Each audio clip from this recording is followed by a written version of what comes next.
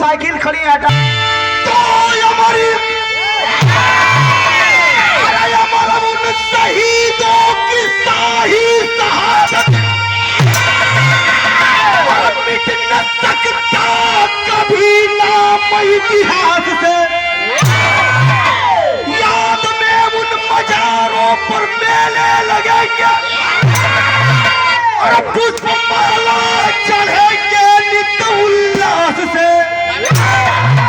आन पर जान देना सदा जिनकी आदती और भी हंसते घर आंगन को छोड़े फरादी। प्रभु धयाज सुगंधित उठी से हमारी सजा करके रखना आजादी।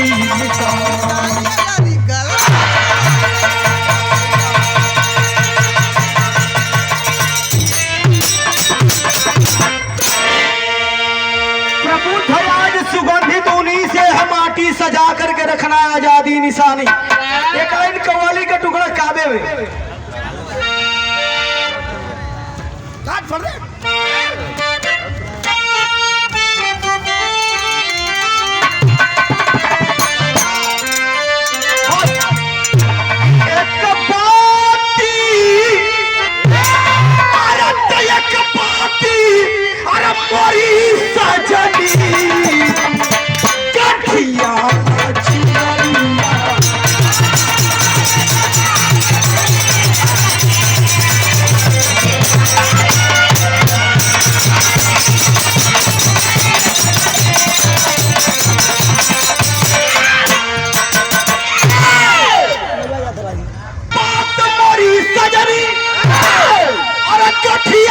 चुनरिया में बिन मोली, अरे बिन मोली करपी के चाहिए माया के पचरिया।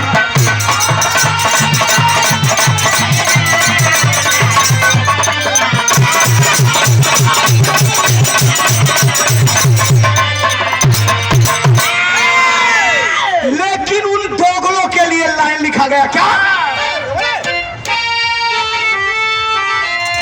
लड़ने की अरे तलवाने की अरे न कहीं जरूरत मिट्टी में मिला के।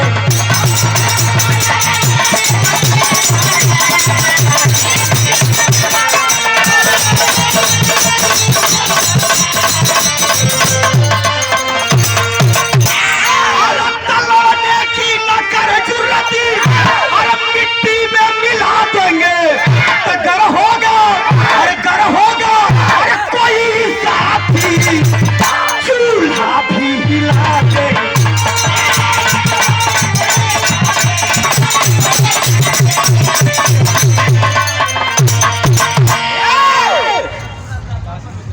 अपने आंगन में बैठल चौकट पर बैठ के कि हमारे बड़े जीवन के साथ ही हमारा बीच मझधार में छोड़ के चल गई।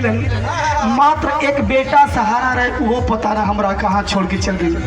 तब तक वर्दी पहने हुए बेटा आकर के माँ का पाँव छू करके सामने खड़ा होता है। माई कले की जौना कटर रहे तो उन्हें काम किया, लाख मना कर लाल की कुल काम कर लिया, फौज की ड्यूटी मत करिया।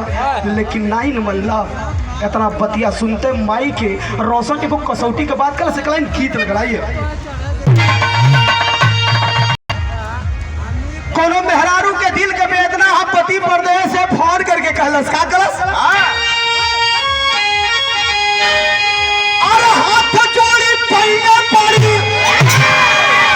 अरे बिनती बारंबार रजऊ